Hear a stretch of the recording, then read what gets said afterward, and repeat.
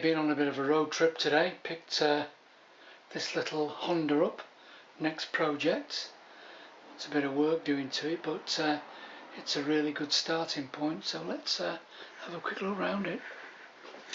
So it's an SL125 1971 according to the VIN and the V5. So frame numbers visible. Oh, it's registered as a historic vehicle. The tank's shot, unfortunately. When you see these blisters, it's obviously the paintwork's been done a cracking job, but they've tried to treat the tank, with that gunge on the inside. But it's obviously got some penetration, some fine rust holes, and the reaction from the petrol inside. Well, the engine, it's had a partial seizure through lack of oil. It does kick over. I'm not going to try to start it and do any more damage, but it looks like the engine's never even been apart. It's very rare that you find anything this old that's not got cap screws in it, because obviously trying to get these out without an impact drive is virtually impossible. But it looks like all the original fasteners and everything on there. The tin work is superb. Underneath there's no rust, which is unusual for these. Normally they rot like mad there, and the same on the back guard. The chrome's gone on the headlight, which is normal. A little bit of pitting, very small amount pitting on the forks. Seals are shot and there's no oil in them either. Bit of pitting on the chrome, and spokes want a bit of a rub up, but the galvanised not too bad. It's got everything's there, the plastic side panels. It looks absolutely all original. It's a beautiful little thing and well worth spending a bit of time on. So it's only one key, but the key actually does fit the steering lock as well, which is unusual to find an original Honda key in a bike this old. So underneath, better than the SS125s of the same year and the CB175 Sloper Twins with a T-bone frame, and the SS90s. The footrests and everything were all bolted to the bottom of the engine, but at least with this frame, this duplex down tube idea, and semi T-bone, so you still got the pressed steel bit there, at least all this is bolted to the frame, so it makes it a really solid little bike. So yeah, the rear guard, the tin is really good.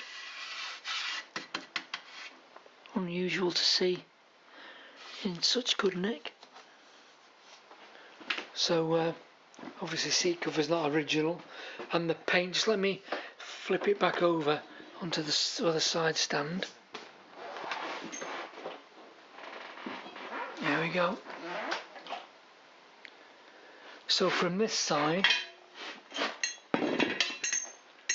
again, it looks like these have never been out, these screws, which is really unusual for a bike of this age. Original carburettor with the diaphragm and all the rest of it. Weird looking thing. Cane carb. Original exhaust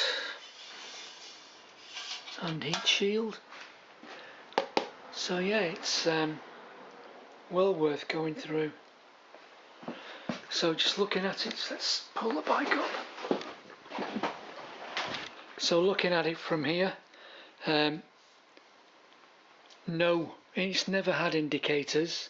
So this is the left-hand lever, and you normally get the left and right indicator on this side. I'm not sure what that does, because the horn push I think is this one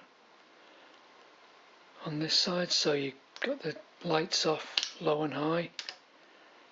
And if you look on the clocks, neutral indicator and high beam light, but no other. There's normally that orange, or is it green, I'm not sure, for the repeater, for the indicator, which is none. So this model wasn't fitted with indicators. And obviously all the paint has been resprayed, but I think that the frame is the original silver, because that's the original VIN. Year of manufacture is, can't see it without my glasses, 571. The frame was manufactured, so the engine will be similar. So yeah, I'm obviously going to be going right through it, but what I'm going to do first is, before I start to rip it all to pieces, I'm just going to pull the engine out and have a look at the engine. So whether it just wants, hopefully the bottom end's going to be okay, because they are normally bulletproof. The roller big end, roller mains and needle roller big end, they're normally bulletproof. So I'm hoping that's going to be okay. So whether it will want a rebore, or whether it wants another barrel and piston. So what I plan to do is, I'm going to pull the engine down, have a look at it, do the engine first without doing any work on the frame. Just drop the engine back in and just see how it goes through the gears, how it pulls, etc. If I'm happy with the engine then back out, then we'll strip it right back to nothing, paint back to nothing. The tank's going to be the big issue, because oh, there you go, that's another telltale.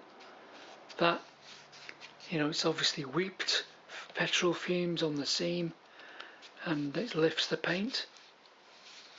And these badges, they look like K1 or K0 Honda 4 badges. Obviously they're not screwed on, they're just glued on the tank because there's no screws in there.